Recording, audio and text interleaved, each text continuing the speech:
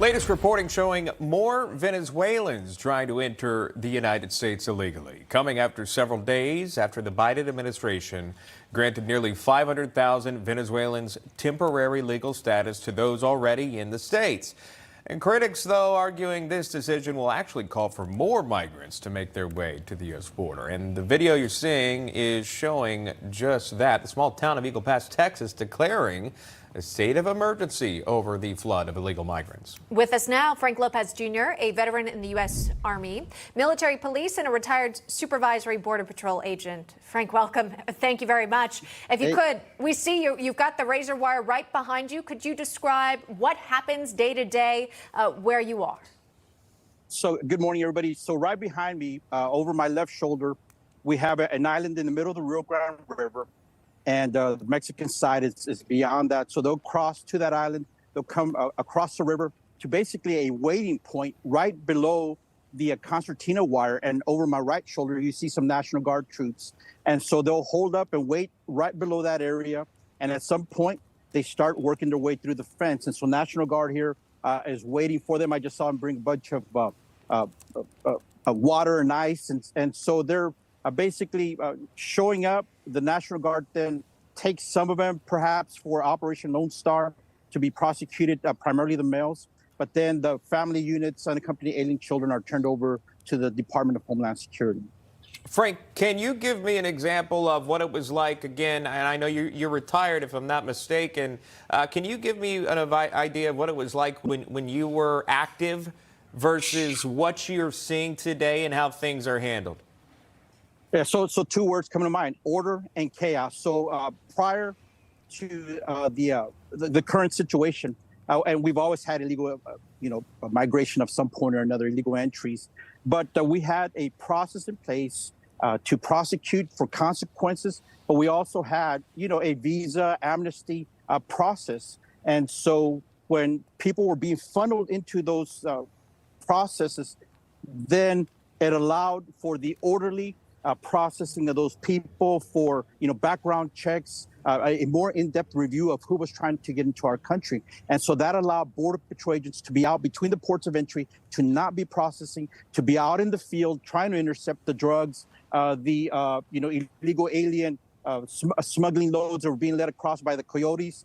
And so those are the two words that come to mind: order and chaos. And so that also benefited the communities of both sides of the border, y'all, because I'm hearing reports and speaking with friends and extended family in Mexico.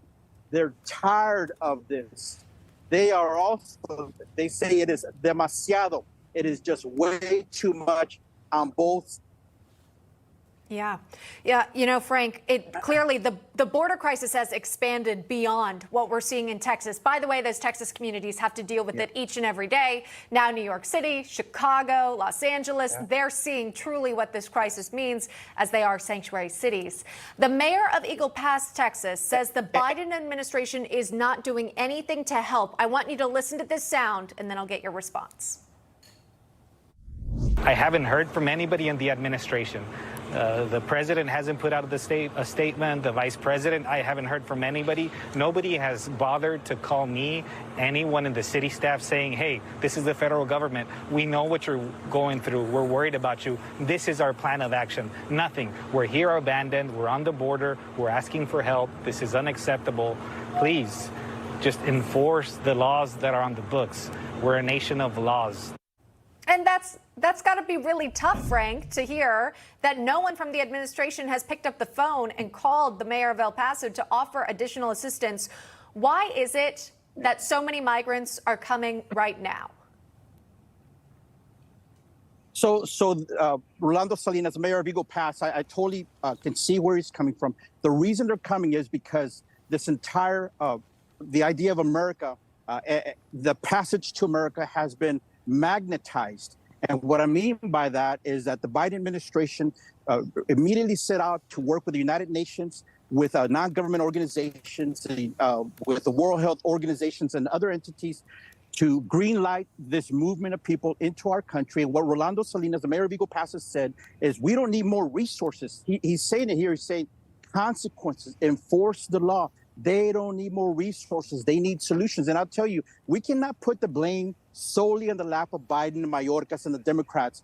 The hypocrisy of Republicans is a part of this as well. And right here in this area, Congressman Tony Gonzalez, Congressional District 23, has proposed legislation and to expand this pipeline, to open it up, pushing for more processing centers, pushing for more immigration judges, for more legal services. And that is why, folks, that is why it is a huge magnet that has opened up here.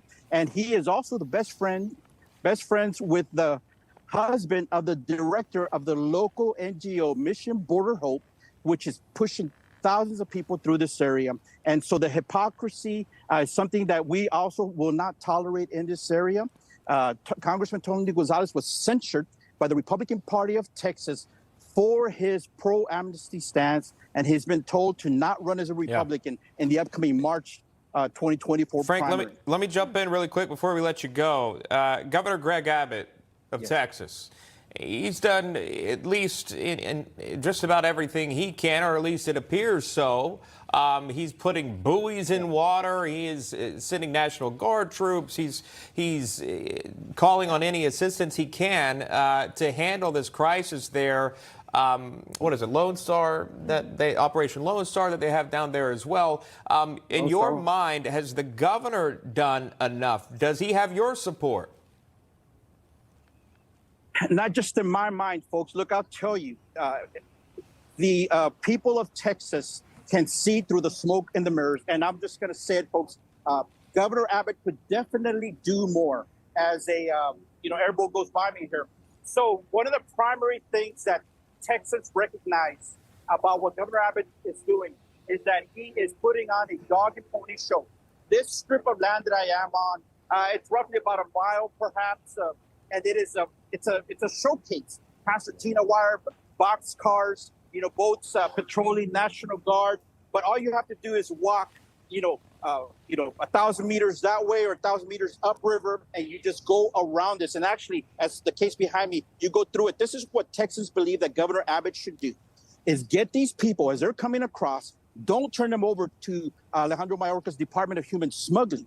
Take them to the ports of entry and send them right back into Mexico and tell them you will do this the right way. And furthermore, his troopers and his National Guard need to do that. But the other thing, call on people such as I, call on retired military veterans, call on retired law enforcement, and activate us. And we will hold these people so that they don't get across. We will not turn them over to the federal authorities who are just pushing them further down the road. We'll hand them over to DPS and then have them taken right back to the middle of the river, to the middle of the ports of entry, and told to walk back into Mexico. And we're ready. There's tens of thousands of us ready to do that. Interesting point. In first, we've heard of its kind there. Frank's ready and willing. Frank Lopez Jr., thank you so much for that. We'll check back in with you at a later date. Thanks, Frank. All right. Thank you. Carrie Sheffield is back on set, is the Independent Women's Voice Senior Policy Analyst and a Steamboat Institute Blankley Fellow. I mean, a lot of passion coming from Mr. Lopez there, and where he served has a very strong understanding of what's happening.